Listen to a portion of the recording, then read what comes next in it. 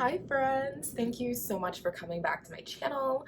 I'm Lola and I am here today with a life coach reacts video. And I know I started off uploading like once a week and then it slowly tapered off. That was because I was just trying to figure everything out in terms of my channel's direction, and then I had to wait a little bit to see if people would write in, and if people didn't write in, what would the alternative be. But I did get 2 letters, and so that is just what we're going to talk about today. And before I move on, don't forget to like, subscribe, and in the comment section below, I would love to know like what you would have done if you were in those same situations. So let's get started.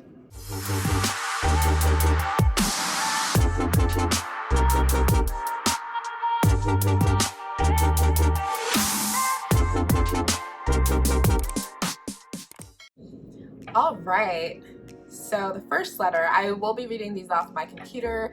Sorry y'all, no eye contact for a little while. But the first letter comes from an anonymous woman. She wants to remain anonymous. Hi Lola, I love your channel so far. I'm writing in about a work situation that I have. Please keep me anonymous. I'm a woman in my late 20s and I work for a medium-sized company based on the West Coast, and with COVID, it seems that a lot of my colleagues within different departments have been socializing online more than usual. I typically keep to myself because I'm on the finance team, but recently one of my male colleagues has been texting me and we've become super close. We FaceTime once a week to catch up, and with the rapport we've built, I found myself more and more drawn to him. It seems he feels a similar way, as he's been dropping hints of wanting to meet up in person. More context, we're working from home until at least the end of 2020. But there's a little problem. At the company holiday party last year, I'm assuming this is the end of 2019, I hooked up with a slightly older female colleague after a lot of tension building up in the office. She and I had a little thing going up until around the beginning of social distancing, and we still maintain contact pretty frequently. We kept it extremely under wraps. And if things couldn't get any messier, she's his line manager and they're both on the operations team. I'm feeling torn because I'm emotionally involved with both of them, and if I choose, I wouldn't want their working relationship to be ruined. What should I do? #help. Bruh. I'm sorry, I don't mean to laugh at your dilemma, but the fact that she's his line manager sent me. Girl! So first of all, I would like to congratulate you for having the sauce. I mean, 2 of your coworkers, that's kind of lit. But also what's not lit is the work mess. I mean, as someone who is an HR professional, I typically stay away from workplace romance. It's one thing to have, a little office bae that, they look good and y'all can flirt a little bit, but keep it at that. Like that makes the workday very entertaining from what I've seen. But emotional involvement and one person is the other person's superior, that's kind of tricky. I mean, I understand that you are emotionally involved with both of them. Emotions don't necessarily have to mean romance, right? Maybe it would behoove you to pivot those relationships into friendships and not feel the need to choose.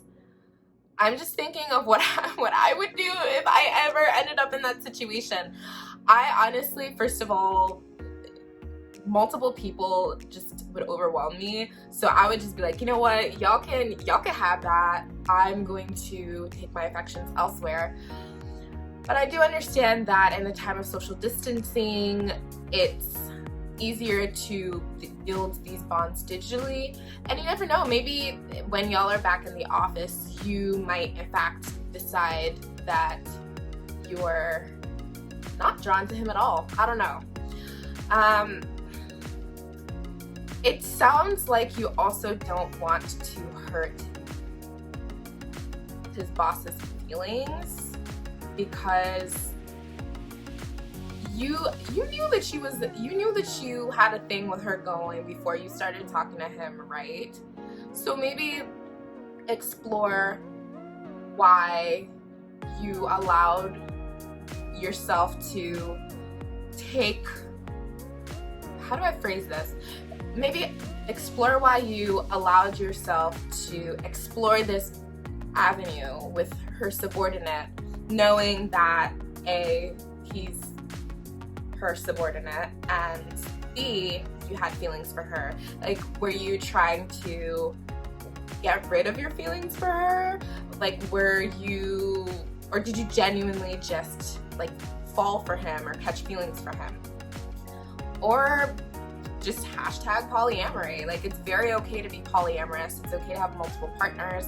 Multiple partners in the workplace sounds very messy. I 0 out of 10 would not recommend, not from personal experience, just from like thinking of how the situation could like turn out.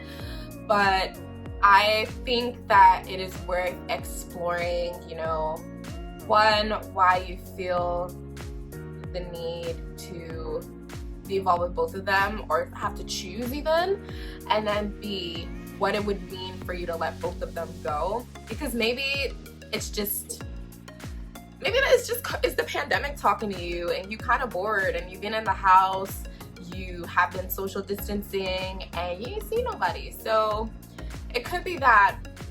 Honestly, I would say just keep the relationships professional as can be. Like, I know that you were hooking up with the slightly older female colleague, but I don't mean it has to continue, right? So think about what would be best for you and your mental health. If you have a therapist, I would also recommend that you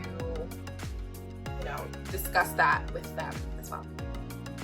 Okay, letter number 2, let's jump right in. Hi, please call me Annabelle. I'm writing in because I'm concerned about my friend who's in a relationship with someone who I think might be abusive. Her partner is domineering, and whenever we are in group settings, well, Zoom hangouts now obviously, and some socially distant park hangouts, he always speaks for her, and it is tough for her to get a word in. Whenever I speak to her about it, she says it's fine and that she doesn't mind it, but since she's become involved with him a year ago and moved in with him back in March, her personality has shifted. We recently met up in a park in our city, and she expressed some concerns to me about her partner wanting to introduce new people into their relationship during a pandemic, which she doesn't think it's safe. Anytime she pushes back, he reminds her that they're in a polyamorous relationship, and that if she doesn't like it, she can just leave. However, she was furloughed from her job and lives with him. If she left, things would be rough, as he basically covers all of their living expenses. As a friend, what can I do to help her? I don't want to pressure her or project onto her, but I'm concerned for her safety and mental health. What would you do? Thanks, Annabelle. Ooh, Annabelle. Well, first of all, shout out to you for being a concerned friend. Concerned enough to write into a random life coach on the internet, right? But I applaud you for wanting to help her. That is what good friends should do. And I also appreciate your willingness to do so without projecting onto her and like pressuring her to leave.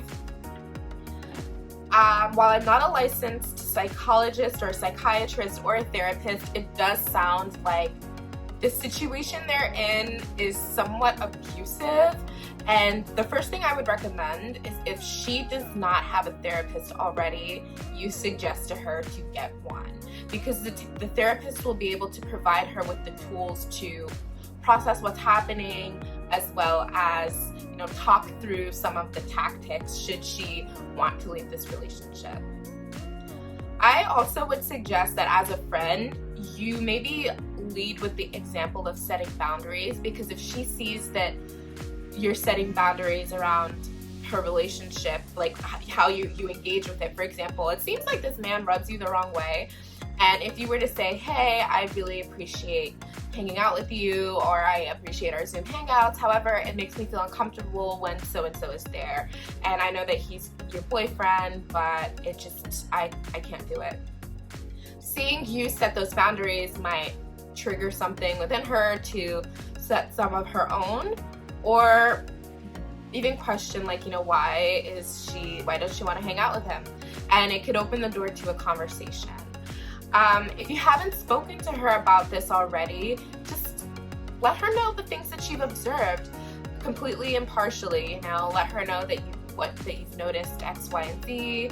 Let her know that you're concerned. Let her know that she doesn't have to change her behavior or act anyway based on your concerns, but that you just want to let her know, and that as a friend, you are worried for her. And I would also say hold space. It's always important in friendships, in any kind of relationship really, to hold space for your friend, your partner, your family, whatever. Hold space for her to just come to you and talk, and if ever she has any issues, let her know that you're there. And if you're able to provide a safe space for her should she decide to leave, since he's threatening her, like, oh my gosh, what a jerk. Since he's kind of like holding that I'm the breadwinner thing over her head, if you're willing and able to provide a safe space for her to stay should she decide to leave, if you're willing to take on that burden, even only if it's temporarily, I would recommend doing so. Part of